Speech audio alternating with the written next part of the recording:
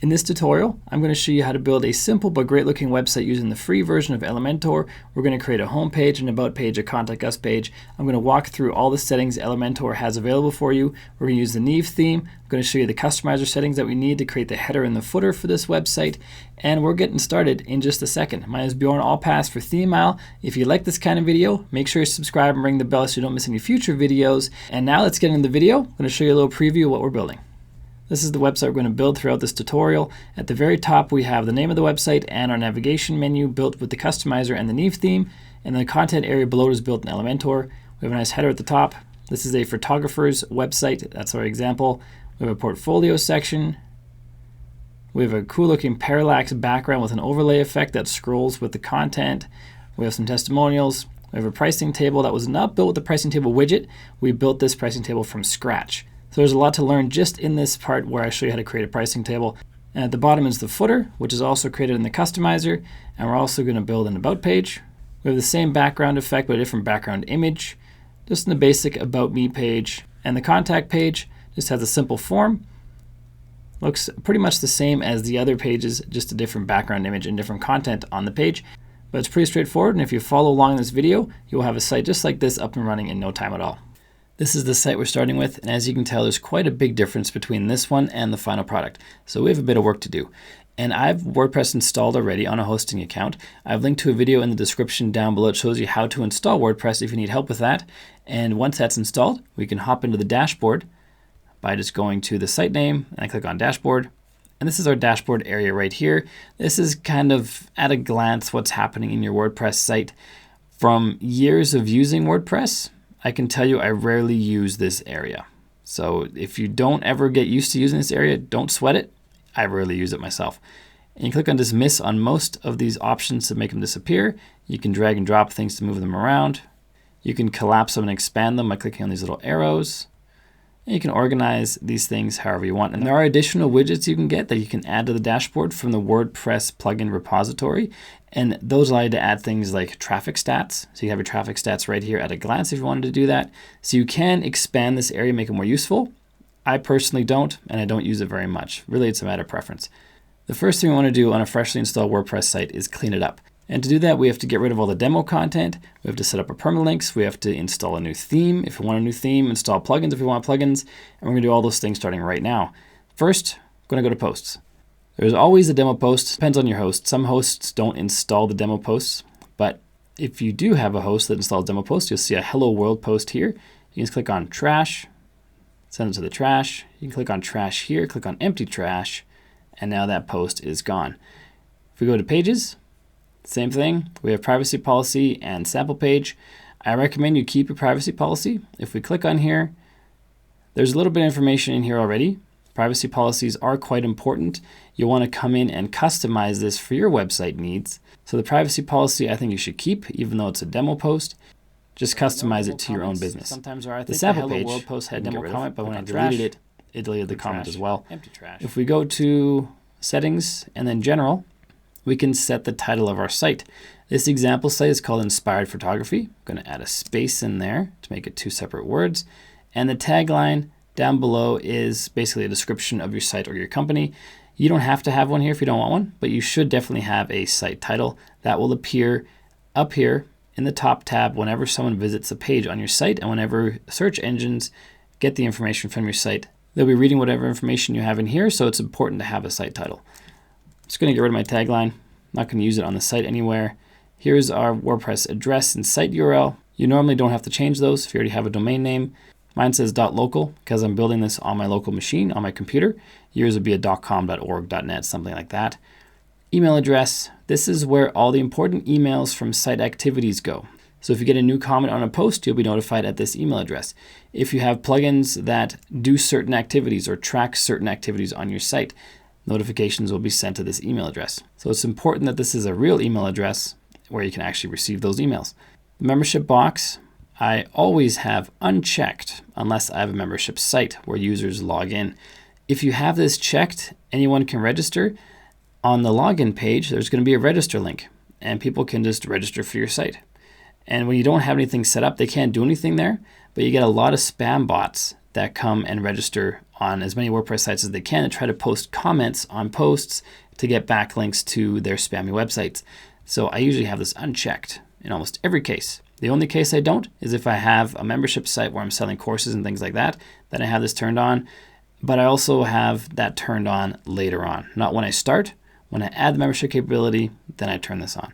And the new user role is only important if people can register. Each user role gives a different amount of privileges in the back end of WordPress. The subscriber can only come in and edit their user page, their user profile, which I'll show you in just a minute.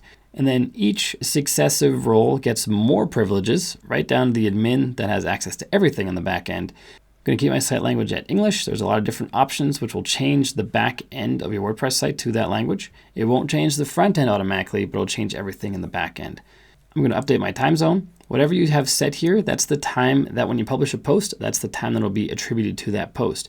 For example, if I publish a post right now and I'm in British Columbia, Canada, the west coast of Canada, but I have on here Honolulu as my location, it's going to be publishing on Honolulu time, even though I'm based in Canada.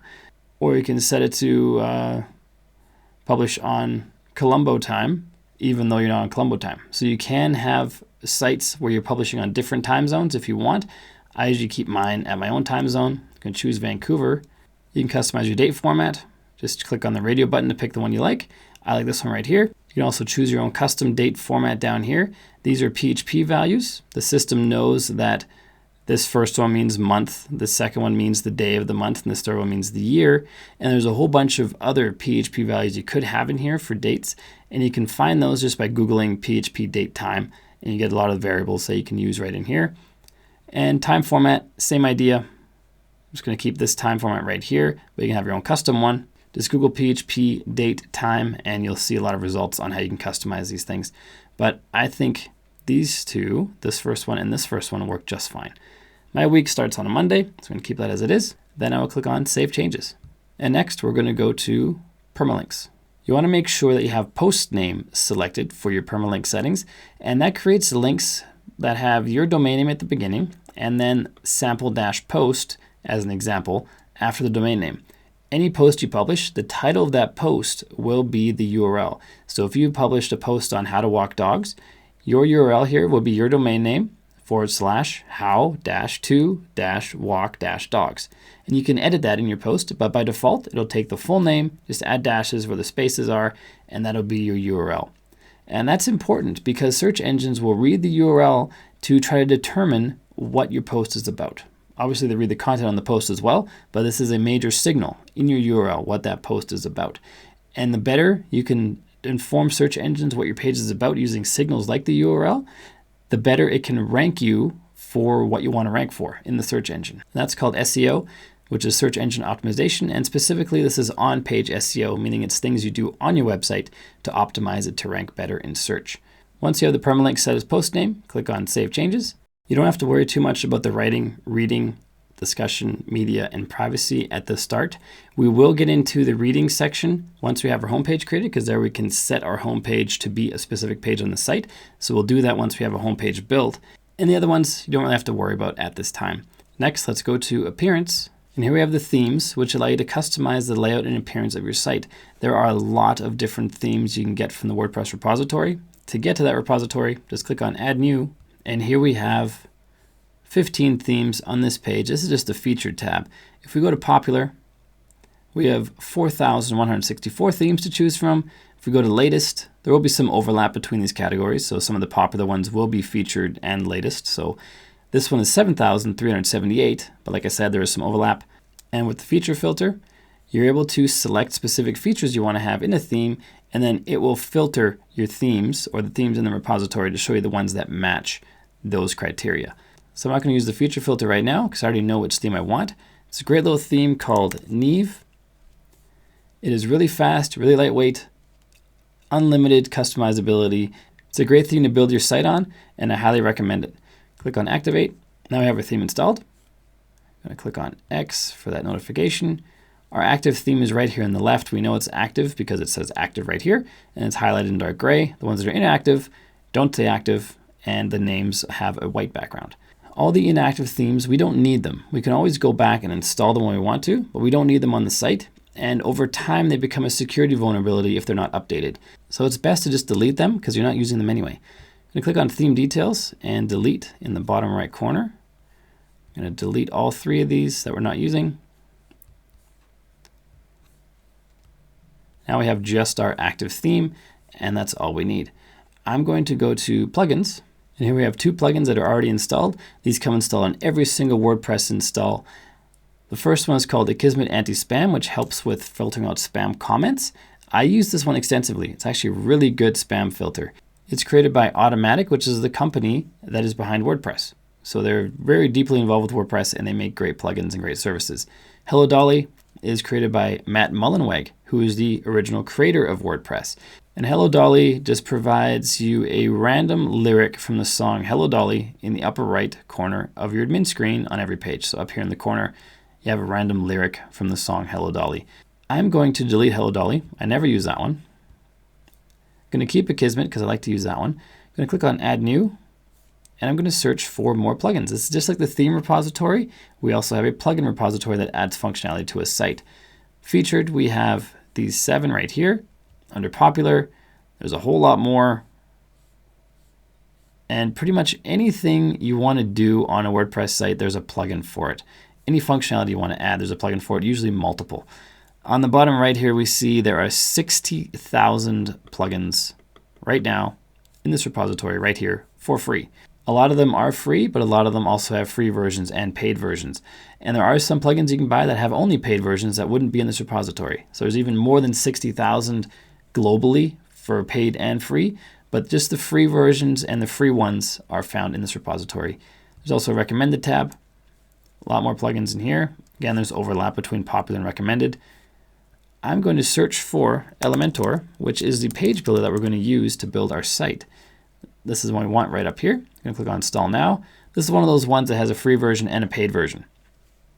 And for this site, we're just going to use the free version. I'm not going to activate it quite yet because I'm going to install some more plugins. I'm going to look up a plugin called Optimal, which helps with image compression, image optimization, which is very important. On most slow websites, a big reason they're slow is because their images are not optimized. And Optimal does the optimization for you. Also, there's a free version and a paid version. We're just going to use the free one. Click on Install Now to activate that. I'm also going to install a plugin called Otterblocks. 2 words. It's this one right here. It's a great plugin that adds a lot of different blocks to your Gutenberg editor. And the Gutenberg editor is now the WordPress editor. That's what they call it now. So let's click on Install Now. There's the classic editor and the Gutenberg. The Gutenberg is the new one with more functionalities. Now that one's installed, let's head into our installed plugins. I'm going to click this checkbox up here to select all of them. For bulk actions, I will choose Activate and click on Apply. Now it'll activate all 4 of those plugins at once for us. So here we go. They're all activated. I'm going to click on Connect Optimal because we have to connect via API key to their website. If you don't have an API key, which you probably don't since you're seeing this for the first time, just click on Register an email API key, enter your email address here. They'll send you an API key. You just copy and paste it in. I'm going to choose I already have an API. I'm going to grab it from the Optimal website. So here I am logged into my Optimal dashboard. I'm just going to copy this key that's right up here, and I will paste that right there. And then click on Connect to Optimal Service, and then it will optimize any images on the site, which currently are none. We're just going to let this connection happen, and once it's connected, we're going to go to Appearance and then Customize. We're going to start customizing our theme using the options built into the Neve theme. All right, there we go. That's all done. Let's go to Appearance and then Customize. And here on the left-hand side, you can see some options that we can use to customize our theme, which is previewed on the right-hand side. Our theme just means the display of our website. A lot of themes have these options, some themes more than others. I find the options for the Neve theme are quite robust. There's a lot you can do with it. And we are going to, in the Neve theme, customize our header, which is our menu area at the top in the site title, and our footer at the bottom. We're not going to touch the other options because that defines the center of the site, the content that is not the header or the footer, but we're going to use Elementor, our page builder, to create that section. So we don't need to customize those. We just need to customize the header and the footer. So let's click on Header. So let's click on Header. And down below, you'll see this section that just came up from below the screen and allows you to set locations for things. So the site identity and logo and site identity, you can drag and drop it to the top and it goes on a new level up here, a new area. I'm going to drag and drop this all the way across to make it full width. And I'm just going to have our site title up here. Our primary menu, I'm going to drag and drop that across as well. We're going to center that in a minute. And that's going to be the two things I have in the header, just those two things.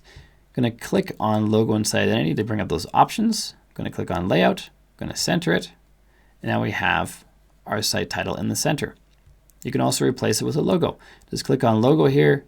You can upload the logo right into this white space, or click on select files to pick one from your hard drive, and it'll replace the site title with your logo. And earlier we didn't set a site tagline, so I'm just going to turn this off, not show a blank for that area. Under primary menu, this is our menu system. Currently we just have a search icon, which you can see right here. You can turn the search widget on and off by clicking on the little eye icon. I'm going to turn mine off.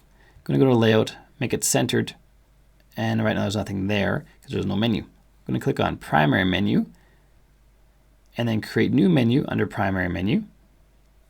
I'm going to call this main menu. Then click on next. I'm going to add items by clicking on add items. The first one is going to be homepage. Click on add.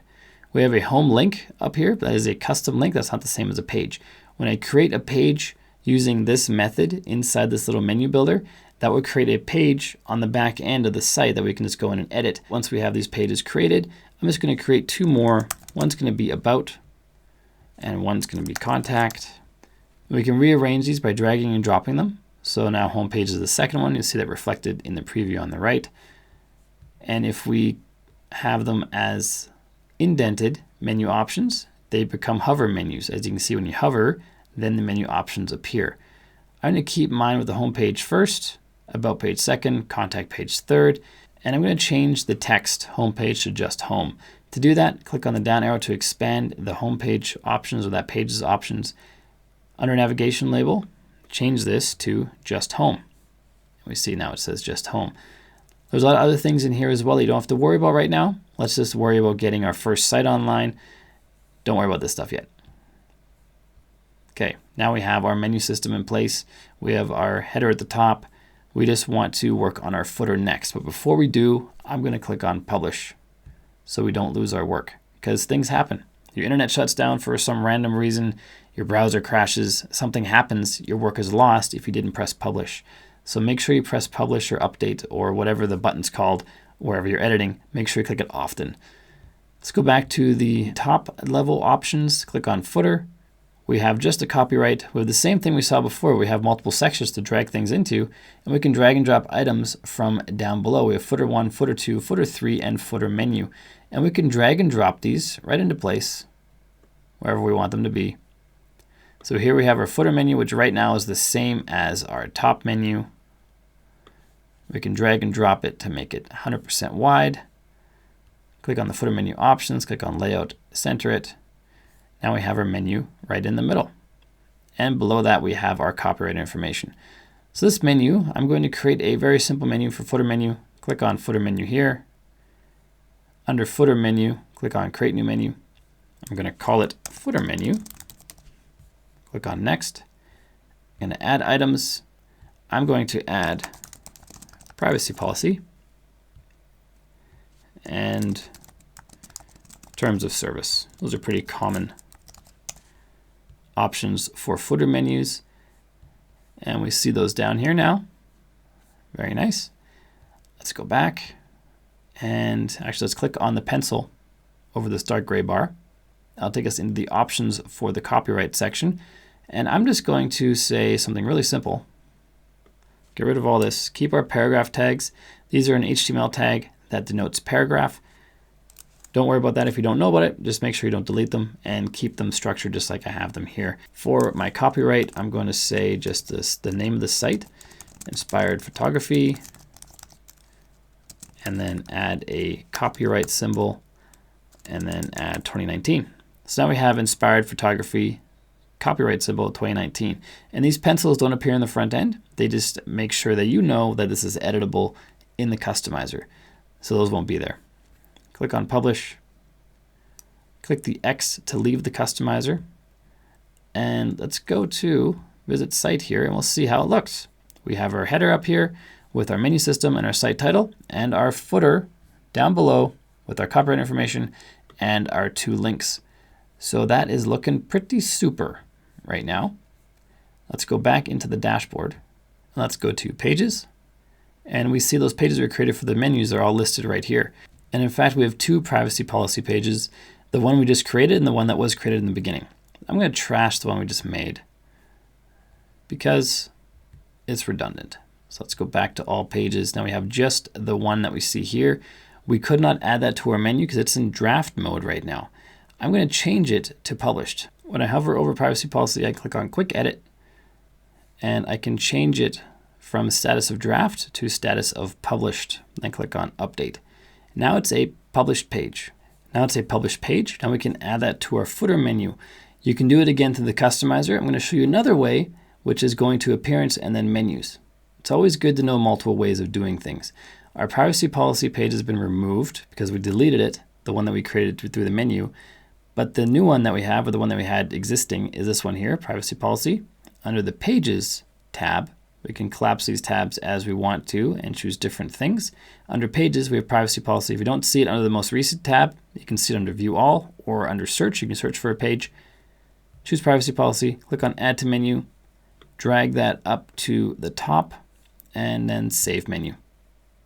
And now if we go out to the front end again, and let's refresh, we have a privacy policy link down here. If we click on that, we have our privacy policy. It's that easy to make links and have them go where you want them to. If we click on home, there's currently nothing there. And normally if we click on home, you want to go to our root domain, not / some page name. We want to go to this right here. So to do that, let's go to dashboard, go to settings, go to reading, and here we select how our home page displays. I'm going to click on static page. Under the home page option, I will choose home page. Click on Save Changes. Let's go back to the front end, then refresh the page, and then click on Home. And now we see that Home takes us to the root of the site with nothing after the domain name. And that's what we want. So let's go back into the dashboard. And the very last thing we have to do before we start building out our home page and the rest of our site is the users. Click on the users here, and you should have just one when you first install your site. It should be you probably. And this is me right here. I'm going to click on Edit. And here we can edit how our user information displays. For example, our display name publicly as Bjorn, which is me. That's the only option I have, and that's what you see in the top right-hand corner up here. It's also what you see as the author for posts, if I create any posts on the site. If you want to change your display name, you can change it by just changing your nickname. Let's say Bjorn A. A is the first initial of my last name. Now it adds another option in this dropdown, Bjorn A. If I were to add my first name and last name right up above here, for example, Bjorn Allpass, now we have more options in here. Bjorn A, which we added to the nickname earlier, Allpass, my last name, Bjorn Allpass, and Allpass Bjorn. So what you've defined in these fields up here, you can choose those for your public display name. If I choose my full name, we will see in the top right, it changes to my full name, not just my first name. I'm going to keep us on a first name basis. It's updated on the top right, as you see. And down here, you can add a profile picture. I have my email address associated with the Gravatar account. Gravatar is free, created by the creators of WordPress, and Gravatar allows you to add a thumbnail to your Gravatar profile that's linked to your email address. So any WordPress site that you then log into or comment on, it checks with Gravatar to see if you have your profile picture, then it adds that picture to that site. That's why my picture appeared up here automatically. You can add your bio in this box here, and this information will be taken by some themes for author boxes. So if you author posts, it will pull your bio from here, pull your image from here, pull your name from up here, and it will create a nice little author box for you. Some themes do that, not all. If you need to change your password, just click on Generate Password, and you can create a new one. I'm not going to do that right now. Just going to click on Update Profile. And now we're going to take a look at Elementor, which is the page builder we're going to use to create our pages. It's a drag and drop builder that makes building pages and sites that look good really simple. And the two options it added are Elementor and templates. Templates are used for sections of content or complete pages that are used throughout the site for different purposes. If we click on templates, we see we don't have any here yet, but we can create some new ones. We can create a page template, We can create a section template, which is just a part of a page, and we can use those on other pages if we want to. If you have the Pro version of Elementor, there's a lot more options for different templates you can use. And the theme builder option is Pro only, and pop-ups is Pro only as well. We don't need those to build this site, so we don't need to get the Pro version. Elementor allows us to set some settings. And throughout these tabs, we can set some default settings for Elementor. I should just keep them as they are to start with, because they're just fine how they are. The role manager allows you to set who's able to use the Elementor editor on your site. These are Pro only options. As you can see, they all have the Go Pro button. And it basically says if someone is an editor, are they allowed to access the Elementor builder? Which means, are they allowed to edit pages on your site? You can check no to not let them, or don't check it to let them. So this is available for Pro Elementor users only, and it's also only important if you have lots of people on your site, some of which might get click happy and start editing pages. If you don't want them to do that, you can use these options to restrict their access. Under Tools, we have a lot of options to make building sites a little easier. We can regenerate CSS. If you have CSS saved in Elementor, it creates CSS files in the Uploads folder for each page. You can regenerate those if settings have changed. You can sync the Elementor library manually by clicking this button right here. This is where you can access templates and blocks. I'll show you that in just a minute as we're building our first page. And this actually happens automatically every day, but if for some reason you want to do it halfway through the day, for whatever reason, you can click on Sync Library and it pulls in the latest information. Safe Mode allows you to troubleshoot problems by loading only the Elementor editor, not the theme itself or any plugins. The debug bar also shows you information about any problems that may be happening on pages. All the options on this page I rarely use, but you should at least know they're here and what they are. The Replace URL tab is really important for when you're migrating one site from one location to another, because quite often references or links to images will break, links to other pages will break because your domain name has changed. So you want to add your old domain name here, your new one here, and then click Replace URL, and that replaces all references to the old domain with the new one throughout all Elementor pages. And you only want to do this after you've backed up your website database and your website files, because this is irreversible. If something goes wrong, the only option you have to get back your old site is to restore the backup. So make sure you have a backup before you do this. Version control allows you to roll back to previous versions. If there's an issue when you update Elementor, you can go back to the previous version that didn't have an issue. You can do that here. You can become a beta tester, which means that all the latest features that are still in development are going to be released to your version of Elementor. There is a possibility that some of those options aren't working quite properly yet because they are still in development, in testing, so they may break your site. But this way you do get to have the latest stuff on your site if you want them to. I recommend you don't do this on a production site. Do this on a test site somewhere, not on your live site. The maintenance mode options allows you to display a maintenance mode page when you're still developing your site. We're not going to use this option in this case, but you can have something that says coming soon and with a date, so it lets people know when your site's coming, or under development, something like that. But it's fairly rare that a new site gets any kind of traffic from real people. It'll get bot traffic, but not real people traffic. So it's kind of irrelevant, I think. If you have an existing site that you're transferring, making changes to, then maintenance mode becomes important. But with a new site, it's not that important. System info gives you information about your server, what you have running. This is also great for troubleshooting if you run into any problems with Elementor. And if you go to Elementor support, they'll likely ask for some of this information if there are some problems with your site. Getting started gives you a quick video overview of Elementor. Get help connects you to the Elementor support, which is right here. Let's back out of here, go back to our site. Custom fonts. This is where you can add your own custom fonts to Elementor. This is a pro option, so it's not available for us free users. We've gone through all the settings for the free version of Elementor now. Now we're going to actually build a page. Go to Pages, find your home page, click on Edit. Click on Edit with Elementor, and we are now in the Elementor editor. At the top of the preview area on the right-hand side, we can see our header menu section, which we created in the customizer, and at the bottom we can see the footer. Now Elementor creates the parts in the middle. If you have Elementor Pro, you can also create the header section and the footer, but with the free version that we're using, you can only create the content in the middle. And on the left-hand side, we have all of our options for widgets that we can drag and drop onto the page, just by dragging and dropping like this. The area highlighted in blue is where they'll go. That makes more sense once you have more content on the page. If we click on the plus icon, we can define our first section and what it looks like, how many columns it has, by choosing the option here, or we can also click on the folder icon, which allows us to add complete pages or just sections of pages. On the Pages tab, we have all the pages available to us. All the ones with the Pro icon are Pro only. The ones that don't have the Pro icon, like this one here, we can use in the free version. Here's another one, another one, another one. At the top, there's more, all for the free version. Under blocks, we have sections of pages. You can see them all right here. Click on one of these and it adds this section to a page, so you can construct a fairly custom page by picking and choosing which blocks you add. On the top left here, we have a drop down where we can choose the type of block we want, the category of blocks. If we wanted just testimonials, click on just testimonials and it shows all the testimonials available, both free and pro. I'm going to click on the X. We're going to build a totally custom page. So I'll click on this plus icon. We're going to add a section without columns, which is going to be this one here. And the idea of this home page is it's all inside one section and it has the same background for the entire home page with a parallax effect on the background image.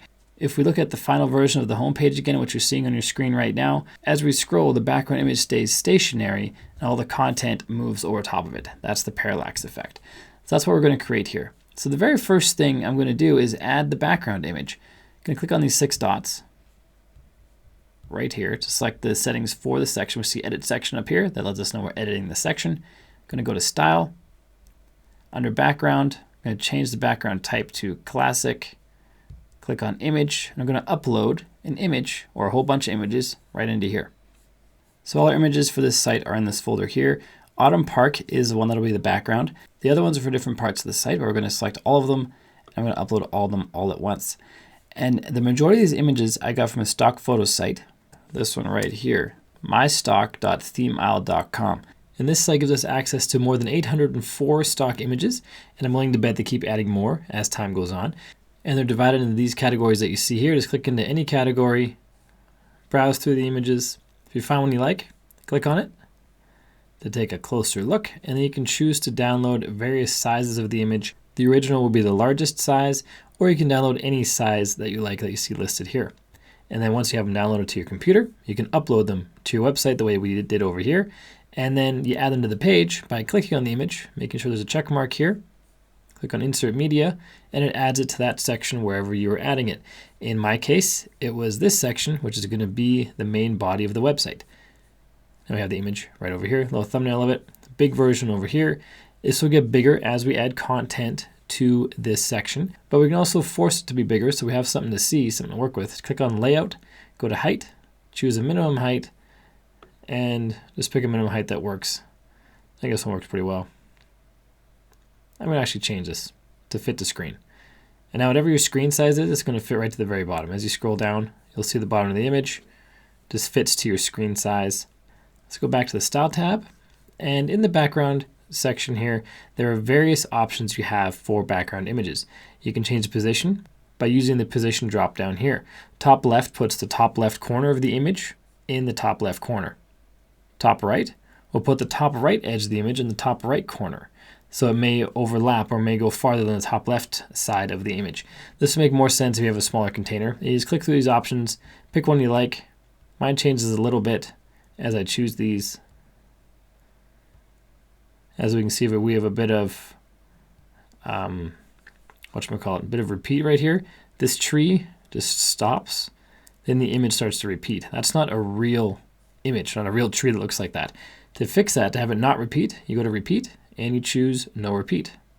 Now the image will be the full size of the page. Change this to default. Change the size to cover. Now we have our image stretched to cover the full size of that section. And we can add some background effects. You can't add them right to this image inside of Elementor, but you can overlay them over top using the background overlay. This is something you used to have to do in a photo editing program like Photoshop. Now you can do it right in page editors like Elementor. So if we wanted to have a background gradient that overlaps over top of our image, we choose some colors. Let's make this first color green, for example. Make the second color yellow. Let's make this pink. So we see a bit of a difference. There's too much yellow in the image itself. You couldn't actually see the yellow. I'm going to change the opacity so it's not quite so visible. The image isn't quite so visible. And you can change the angle of the color. So as you can see, the pink is rotating around the right side of the image now, going up to the top.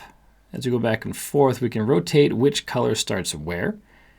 We can also make this radial, which means that the top color you choose would be in the center, and it's going to gradient out to the second image, which is going to be around the edges. I prefer to have linear. The location gives it a sharper edge as you go down to 0. So to make that make more sense, here we go. We have to have a location on the top one a little bit so we have some depth for the green. Then the second location can either be right up against it so it's a sharp line, or you can blur the line. This depends on what kind of style you're going for. In my case, I think I want to have this top part be white and this second one to be a gray color. And I also want a sharp edge. And I also want to turn it a little bit. Let's make it like this. It's pretty good, right? I think it's a fun little effect. Let's not make it so opaque, a little less see-through. I think it looks pretty good. This gray so it looks a little dark. I'm just gonna make this a little lighter. Let's put it down to about here. There we go. Now we have this cool little effect, this image overlay or color overlay on top of the image. And I also want to make this parallax so that when I scroll, the background image stays put. You'll see what I mean in just a second. Go back to background. For attachment, choose fixed.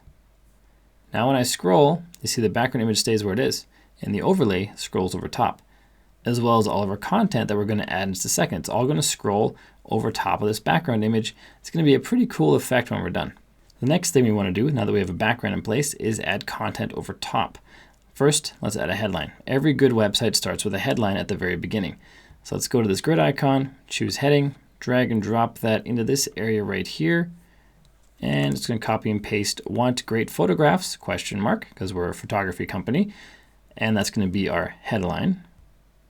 Going to change the style. Let's change the color to a gray. I think that's probably dark enough, that one right there. The preset. Typography. I'm going to make this quite a bit bigger because it's a headline. Let's make it like that maybe. For the font family, I want something more distinctive than this. A font that I like to use quite often is called Assistant. It's a nice clean font. You can even make that a bit bigger without going on 2 lines. There we go. I want to change the weight to not be so thick. A little bit thinner. A little bit thicker. There we go. I think that's pretty good. And I want to move this to the top. So let's go back to these 6 dots again. For the section, go to Layout, change our column position from middle to top. Now it puts the column right to the very top. Now if I click on this little column icon, I can add some space above it so we're not squished right to the top. Go to Advanced, click the chain link to unlock these values. If you have that chain link on, as I change the values, they're all changed. I don't want to change all of them. I just want to change one, which is the margin at the top. You can also think of margin as space at the top, or space on whatever side you put, top, right, bottom, or left. Just going to move this down a little ways. There we go. And padding also adds spacing. The difference between the two is pretty subtle. Margin adds space outside of an element, and padding adds space inside of an element. The best example to show you this is a button, and we're going to add a button below this headline a little bit later, and I'll be able to show you on that button the difference between padding and margin. Next, I want to add an image. I'm going to put my mug in there, just to get people familiar with who I am. This is my mug right here. Put that in there, and that is big. Let's make that smaller. Change that to medium. Let's make it small, actually. And under style, I'm going to make this round by adding a border radius right down here. Change it from pixel to %, and just type in 50. And that makes it a circle. Pretty straightforward. Now I want to also add a border. Let's make it solid. Let's make it 1 pixel. Not too thick. Let's change the color to, let's make it orange, so it stands out a bit. There. And I want to actually change this to dashed instead of solid. Pretty unique little border. Now I want to have a hover effect. When you hover over this image, I want it to grow a little bit. So let's click on the hover tab and let's change the hover animation to grow. I like that a lot. A little bit of interactivity, makes this site a little fresher. Below this, I want to add a button. For people who come here and they know exactly what they want, which is to hire me, I want to have a button that gives them the option to click and reach out so they can hire me. So I'm going to say, then hire me, which is kind of an extension of this conversation at the top. Want great photographs, question mark, then hire me. So that's the reason I have then hire me, which is not a common thing to have in there, but I think it would work in this case. Button size, you can change the button size here to preset sizes, or you can also change the button over here in the style menu by changing your typography. If you go to typography, if you make the size of the typography bigger, the button will naturally grow because it has to be wrapped around the text. Make mine about that big. And I promised I would show you margins and padding with the button. Go to advanced, we have our margin here again, our padding here. I'm going to unlock the margin, I'm going to add padding above. As we can see, there's a space, blank empty space added between the image and the button. And now if I add padding right here, it'll do the same thing. But if we go back to style and we add padding and we unlock it and add padding to the top, it's going to add padding to the top of the button text. And then the right. And I want the same values on the bottom because it's a symmetrical button. And the same value as right on the left. So now we've made the button bigger using padding. We've added space around the button, as in above it, using margin. So those are the two ways we do that. I'm going to change the background color of the button to this blue. I like that. When you hover over it, I'm going to make it a lighter blue. Let's choose that blue and just make it lighter. That's pretty good. And I want to add some kind of funky effect here. I don't like that one. Let's do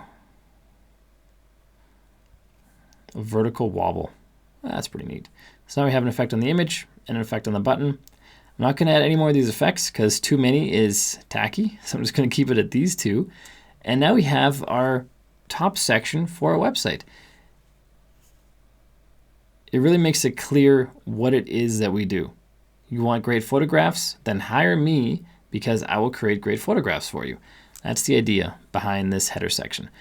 I'm not quite there with the button yet. I want to change the colors, make it stand a little more, have a nicer, darker blue, kind of like an ocean blue. That hover color is a little pale. Let's change that a little bit. There we go. It's a subtle color change. I like that better. I want to add a border radius. It's going to make it 20. See how that looks? 20 on all sides. There we go, that's pretty nice. And we can add an icon to this button, make it a little more interesting to look at. Click on Icon Library, and you can choose any icon that you see here. I'm going to just choose this forward arrow, click on Insert. Going to move it to After, add a little space. There we go, I like that. You also have the option of uploading SVG files for your icons, which is an image file type. If you head over to this page here, themeisle.com/free icons, you have 100 plus crafty icons, totally free. Click on free download. You get them in Adobe Illustrator, Vector Graphic, EPS, PNG, and SVG formats. And SVG, if you recall, is the one we can upload right to Elementor. So you have this free icon source if you have trouble finding some that are suitable, and you can add those to your site as well. So now I think this header section is complete. I think it gets the point across. We make great photographs, and you can hire us, and here's a picture of me. Those are three things I want to get across in my header, and I think this does a pretty good job. Next section I want to work on is my work, kind of a small portfolio section. So I'm going to duplicate this headline and drag and drop it down below. I'm going to change the text to my work. I'm going to change the font size, make it a little bit smaller. That's a little too big. We want our main headline big, other headlines a little bit smaller. I'm going to add some padding to the top, margin to the top, sorry. Have a little space in there. Maybe I'll even add a divider. Let's look up divider. Put a divider right here. So it's very clear that this top section is on its own. Make it not so dark. Add margin to the top of the divider. There we go, that's pretty good. Now under my work, I'm going to reduce the margin before I go on. There we go. Now under my work, I want to have 2 columns of my work. So I'm going to add an intersection, which allows us to add columns inside of columns. So now we have a 2-column section here, and that's exactly what I want, 2 columns. You can add more columns by right-clicking on the column icon, click on duplicate, or right-click on the column icon, click on add new column. Now we have 4 columns. Going to delete the ones we don't want, because we only want 2. And I want to have nice big images. So I'm going to look up image, don't have to, it's right here. Drag and drop the image element. We click on this placeholder thumbnail up here, and I want to add an image that's not here yet. It's one of these 2 right here. Click and drag that in. And I want to add this one, this architecture image, because the first portfolio item of my work is architecture. And there's a nice big image right there. And below this, I want to add a headline. It's going to be architecture. I'm going to center it. I'm going to make it our usual gray color. And there we go. Below this, I want some text. So I'm going to use the inner text, or the text editor, sorry. It's going to copy and paste my text into here. And now we have our text for this portfolio item. Make the font size a bit bigger for the text.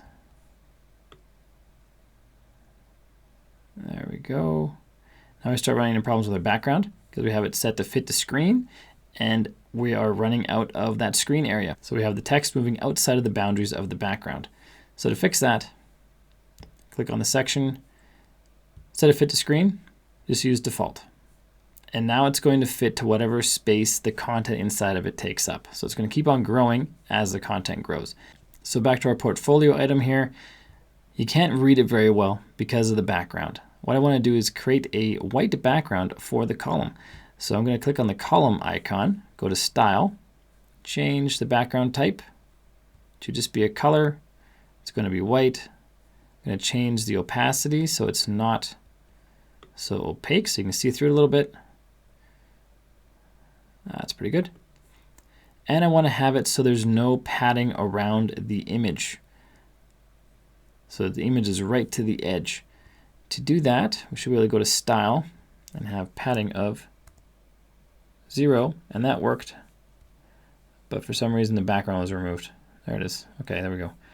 Background's back. The image is right to the edge. And now we're ready to rock and roll on the next one. No, we're not. Down here, the text is right to the edge. That's not good either.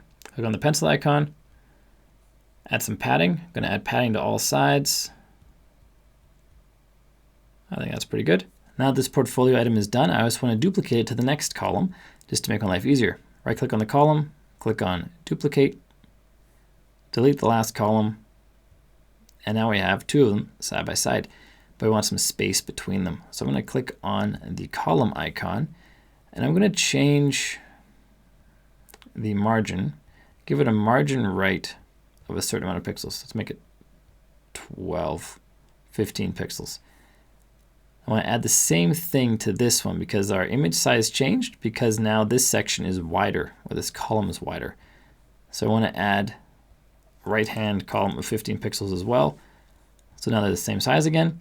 I want to change this image to be this nice scenery here.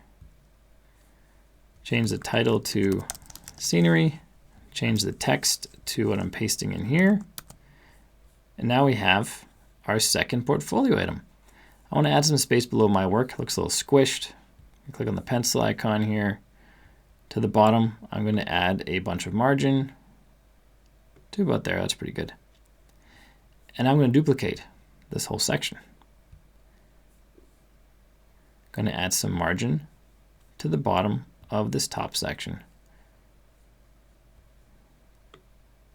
I'll give us some space between the two so they're not all scrunched together. And now all we have to do is keep duplicating these and switching out pictures and text. I'm going to click on this architecture one. I'm going to make this the live events. I'm going to call it live events. These are all the different types of photographing events that we do. For the text, I will have this. For the close-ups, we have this nice little chipmunk here. Change the title to close-ups. Change the text to this. Duplicate this one again. Got to add margin to the bottom of this one. So much we add to the top one. 50. I want to add 50 to this one as well, so we have the same spacing. There we go. And for this one, I want to have the food image. I'm just going to call this food.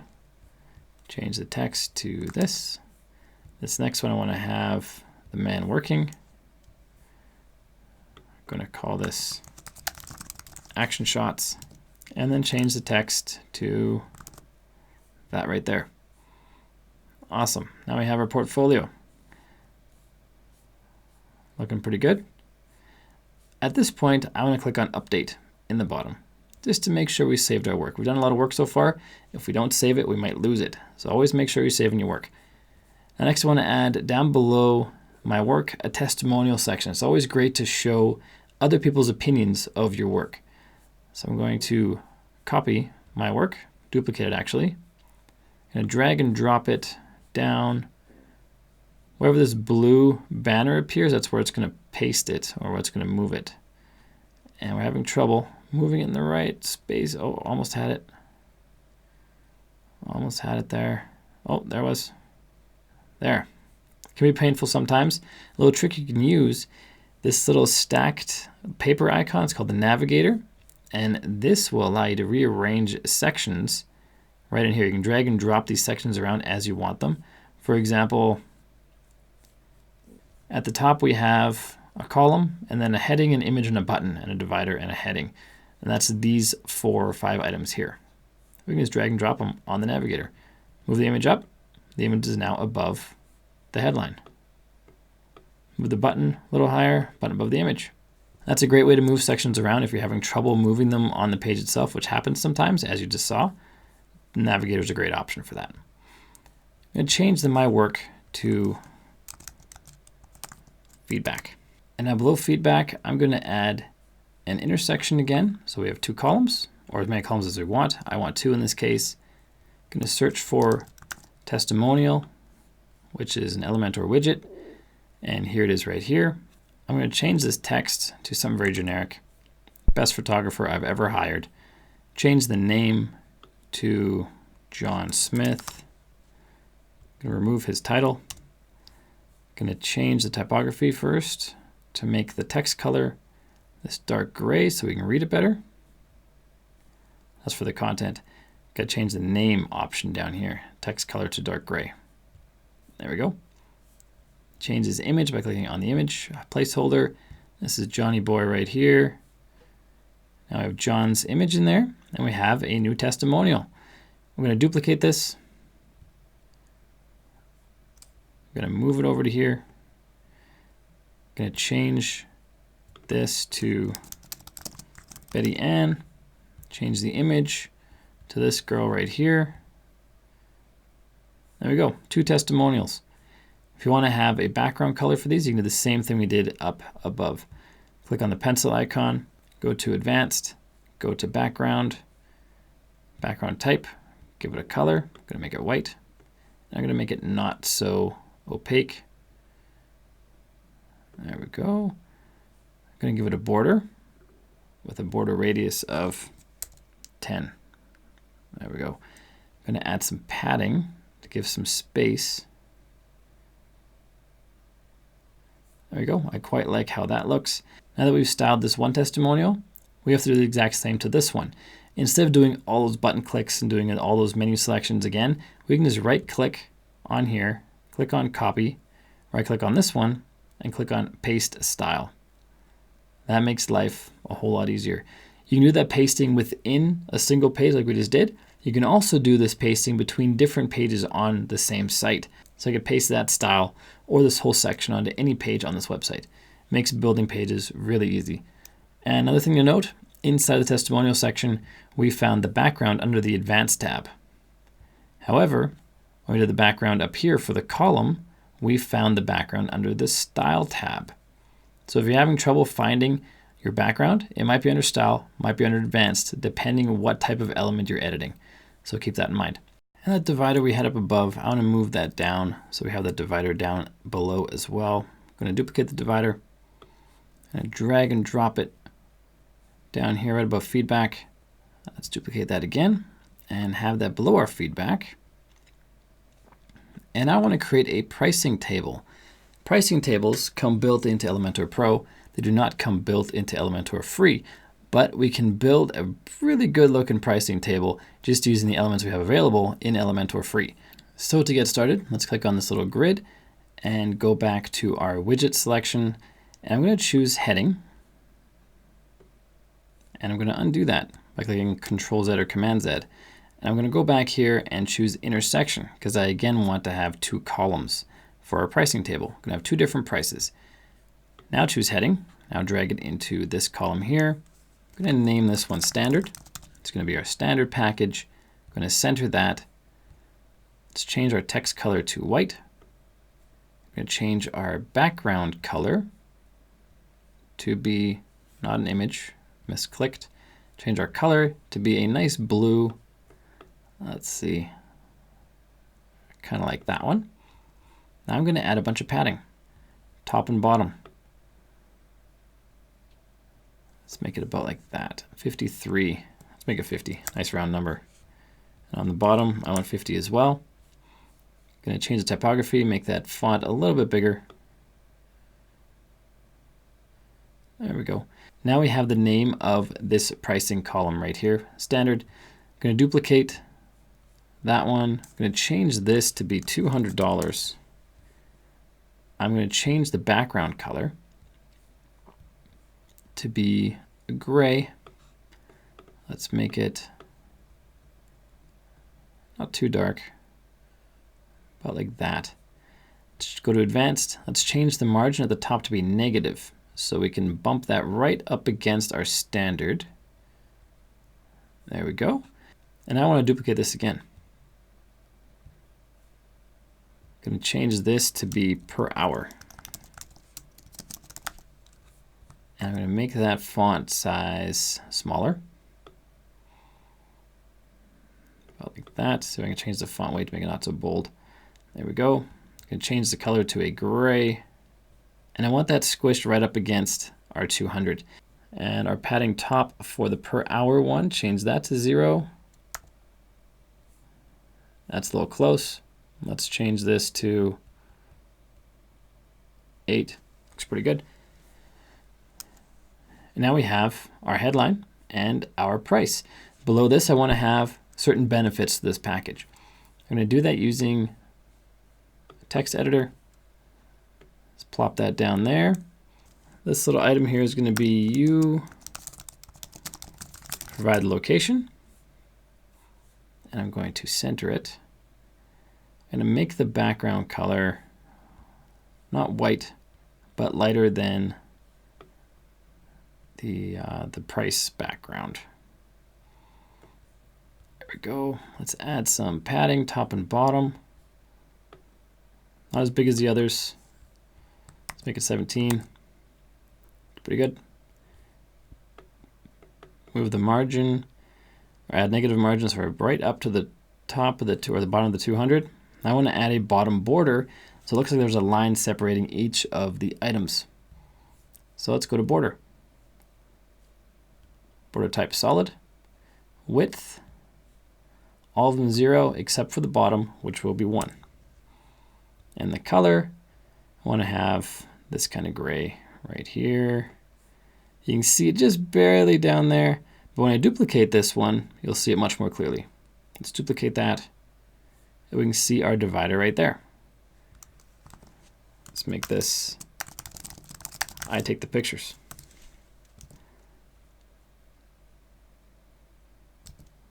Let's duplicate this again. This one's going to say 1,000 printed pictures delivered. That's a lot of pictures we're taking. Now we see our padding is a little messed up. So I'm going to change the bottom padding of this guy to be not negative. That's pretty good. Just 1, maybe 0.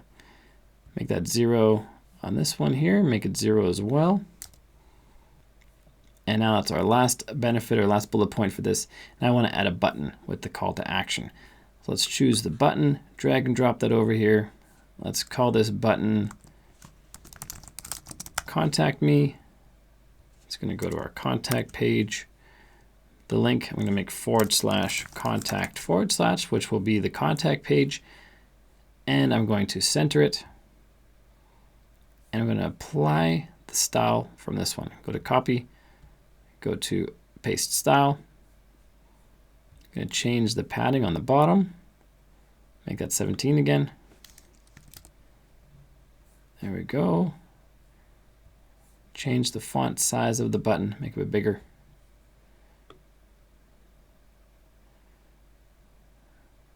There we go. That's pretty good. I like to change this 200. I like to make the 200 a little more prominent. I'm going to change the typography, make it the assistant one that we're using earlier, so it stands out by its font. Make it a bit bigger. And I might make this dark gray, see if that stands out. That's pretty good. So here we have a nice little pricing table. It's not the most beautiful pricing table you'll find, and the Elementor Pro version offers much better options for customizing your pricing table, but this is pretty good. If you're working with the free Elementor, it's a pretty good looking pricing table. I'm going to duplicate this, and we're going to add another option. Delete the last column. I'm going to call this Elite. I'm going to change the background color to be green. Not that crazy green though. Let's choose that green. This one's going to be 500 per hour. The main difference is the top banner is green and you get 10,000 pictures instead of 1,000. It's a big difference between the two packages. And there we have our completed pricing table. Click on Update in the bottom because you don't want to lose your work, as always. And now if we head out to the front page or click on this little eyeball to preview it, we see a pretty darn good looking homepage. Cool parallax effect in the back, the scrolling background, our pricing table, feedback. I think it looks pretty legit. I'm just going to add a little spacing down below at the very bottom. I'm going to do that by clicking on this section. I'm going to add padding. Scroll down here to the very bottom. Add padding to the bottom. That should make the bottom down a little lower. And there it goes. You're going to just add 50. Click on Update. When you update here and you have a preview tab open, it will update the preview automatically. Don't have to refresh. I'm going to scroll down. There we have some extra space. And it looks quite nice. And there we have it. All the content is in place on our home page. We have our call to action at the top. We have the portfolio section or my work section. Feedback provided by others or customers of ours. And then a pricing table with a call to action to go to the contact form. Click on Contact Me. It will go to the contact page where there currently is nothing, but we're going to change that. First, though, we'll do the About page. Let's go to About. Click on Edit. Click on Edit with Elementor. And now we're in the Elementor editor again. Go back to the homepage editor. And because we like to have our sites have a similar look and feel, I'm just going to copy this whole section. I'm going to paste it right here.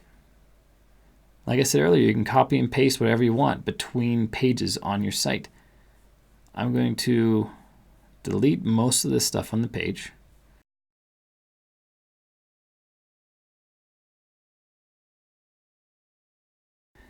There we go. That's all gone. I'm going to change the background image. It's going to be the same style because the overlay will be the same. I'm just going to change it to this scenery option here. The scenery, that's quite large. Let's change the position to be bottom center so we can see more of the image. As we add some more content, we'll be able to see even more of it.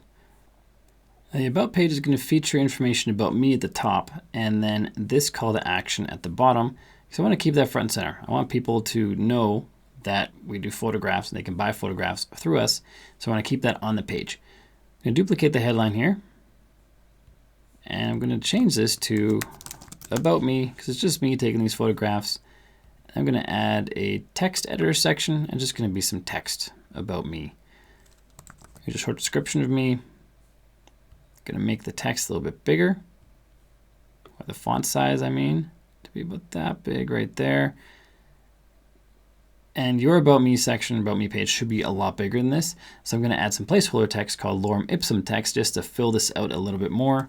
To do that, I'll just duplicate this, paste in the lorem ipsum text, and duplicate this a couple more times. And there we go. That's a pretty good size for an About Me page. And then down below, want great photographs, then hire me. We have our new image in the back. With the parallax effect, it scrolls as we navigate down the page. And now, for all intents and purposes, this About Me page is done. About Me pages are not super complicated. What matters the most about an About Me page is your story. And that's the text on the page. It doesn't have to be over-the-top graphics. People just want to know about you, because people quite often want to know who they're getting into a relationship with. And yes, it is a relationship. When someone gives you money for a service, it is a relationship. And before they start with that, they want to know who you are as a person and whether you guys mesh in some way. And having a powerful About Me page, and powerful just means tell your story and tell it well. And believe it or not, there are a lot of people out there that will connect with your story. Sometimes it's hard to believe, but it is true. This is our About Me page. Click on Update. Make sure we have that saved. Now if we go back to our front end here, preview this, looking pretty solid. Go to the home page, looking pretty solid. About page, navigation works, everything's gravy. Now the contact page. The contact page needs a contact form. The Elementor Pro version has contact form widgets, but we don't have the Pro version. So with the free version, we have to add another plugin to the site.